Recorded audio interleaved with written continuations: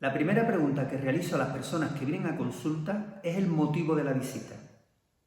Sin lugar a dudas, el dolor ocupa el primer puesto en el ranking de las respuestas. El dolor es la puerta de entrada a la pérdida de la funcionalidad. Dolor, tensión, inmovilidad, rigidez pueden convertirse en un círculo vicioso que de por sí puede provocar aún más dolor. Si esta situación se cronifica en el tiempo, puede limitar nuestra propia vida. ¿Qué podemos hacer ante esta situación? Hoy os voy a explicar los 3 pasos necesarios para eliminar el dolor provocado por la rigidez corporal. Mi nombre es Leo Fabre y esto es Reflexiones sobre el movimiento.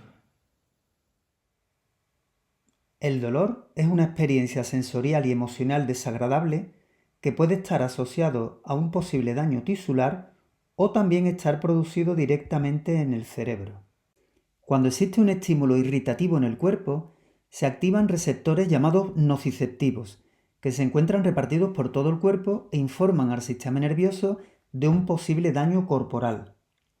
El dolor solo tiene lugar a partir del momento en el que una señal nerviosa ascendente es descodificada, interpretada por el cerebro, y no antes. Es decir, el dolor es un fenómeno de origen central que se encuentra en el cerebro. La información aportada por el receptor nociceptivo viaja al cerebro a través de 2 principales vías de comunicación. La primera informa del dolor epicrítico, es decir, del posible daño en los tejidos, y viaja hacia la corteza sensorial del cerebro. Esta vía es la responsable de la percepción cognitiva del dolor. Cuando la señal llega al cerebro, la percibimos y la interpretamos como una señal de dolor. La segunda vía informa del dolor protopático, es decir, del sentimiento desagradable que se acompaña de un fuerte contenido emocional.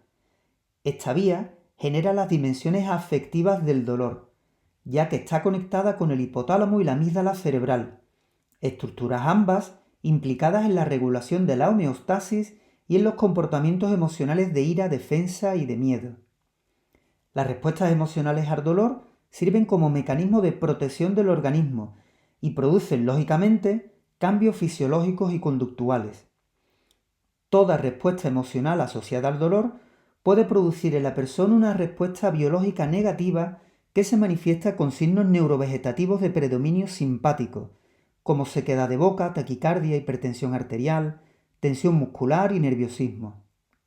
Al mismo tiempo, estas sensaciones de malestar pueden exacerbar la percepción del dolor, produciendo una retroalimentación difícil de anular.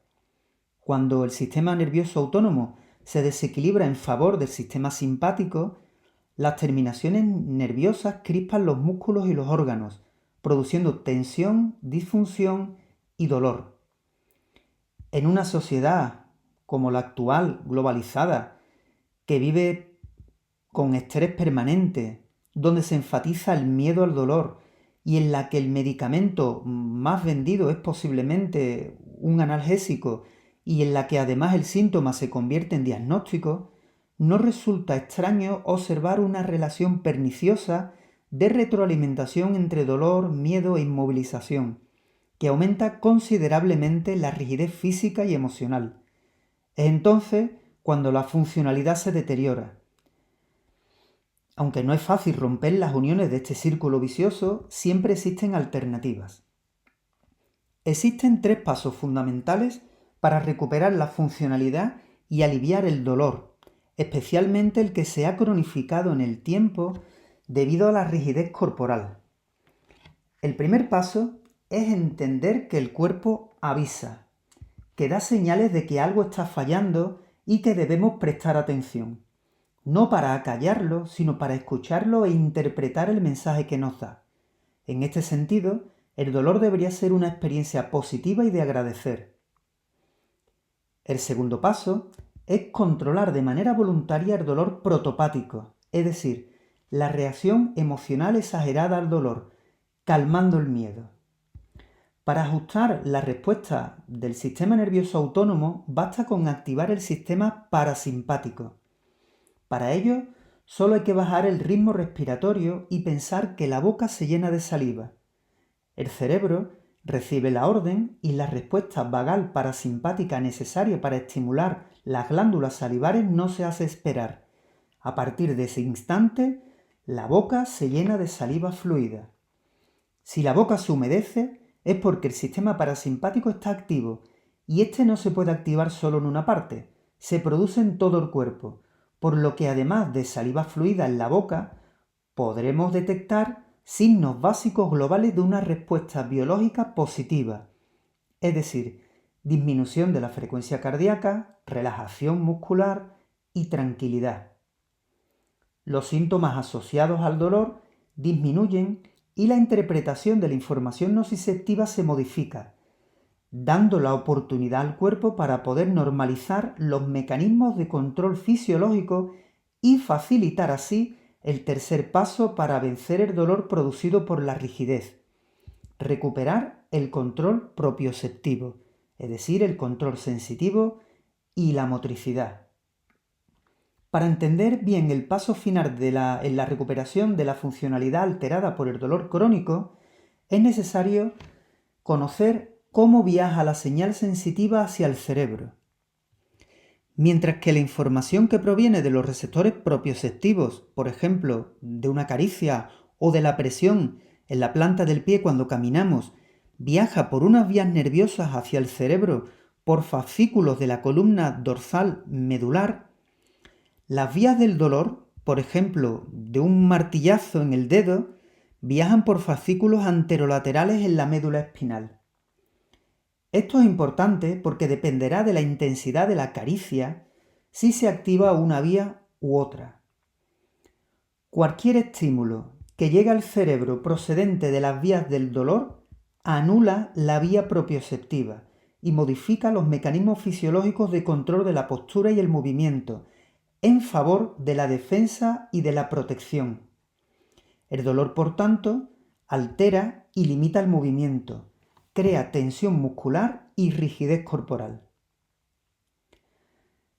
Pero este proceso de interrupción de la vía propioceptiva en favor de la vía nociceptiva puede ser reversible. Por ejemplo, el tacto estimula receptores sensitivos que inducen la liberación de sustancias que pueden bloquear el dolor, como son las endorfinas y otras que producen bienestar como la oxitocina. Es por eso que cuando sentimos de manera súbita algún dolor corporal, la primera intención que se produce de manera refleja es tocarnos con las manos la zona dañada. Este proceso de inhibición que actúa sobre las neuronas que informan del dolor al cerebro se conoce como la teoría de la compuerta de entrada de Melzack y Wall. Esta inhibición ocurre cuando se activan las fibras nerviosas sensitivas A-alfa y A-beta. Las A-beta son las que informan del tacto sobre la piel, mientras que las A-alfa llevan la información de los receptores que se encargan del sentido sinestésico y se encuentran en músculos, tendones y articulaciones. Ambas fibras sensitivas, cuando se estimulan, conectan con interneuronas que pueden inhibir las vías espinotalámicas nociceptivas y, por consiguiente, bloquear el dolor. Por lo tanto, tan útil es el tacto para inhibir el dolor como lo es el estímulo sobre las vías sinestésicas propioceptivas, es decir, sobre los receptores que informan sobre el movimiento de las articulaciones, la tensión de los tendones o el estiramiento muscular, entre otros. La inhibición, conocida en fisiología como la teoría de la compuerta de entrada, también funciona para el estímulo propioceptivo producido por el movimiento y no solo por el tacto. Para romper el círculo vicioso de dolor, miedo, tensión, inmovilidad, rigidez, el mejor recurso natural es el movimiento y la inactividad o el reposo solo debe ser un recurso de uso ocasional y limitado. Hay que moverse para reducir el dolor, pero no se puede realizar de cualquier manera. Para restablecer el control propioceptivo es necesario producir los estímulos adecuados y estos vienen de la mano de la funcionalidad. La experiencia práctica nos dice que cuando se estimulan los receptores propioceptivos con o sin tacto a través de movimientos funcionales que impliquen la plena concentración en la acción y desvíen el foco de atención a las sensaciones que proporciona el movimiento, el dolor se mitiga o desaparece, especialmente aquellos dolores crónicos asociados a una rigidez adaptativa. Moverse de cualquier manera o de manera mecánica, sin intención de percibir las sensaciones obtenidas, podría agudizar o incrementar la tensión en los tejidos. Para alcanzar la salud funcional, no basta con aguantar el dolor ni cortar los síntomas de forma pasajera y artificial. Hay que recuperar el control de los sentidos y el movimiento. El cuerpo siempre agradecerá la invitación a ser escuchado, sentido y movido, creando respuestas físicas y emocionales que faciliten la búsqueda del equilibrio, desplacen el dolor y la rigidez y den paso a la confianza que nos ayudará a encontrar el camino hacia una nueva y olvidada fluidez corporal.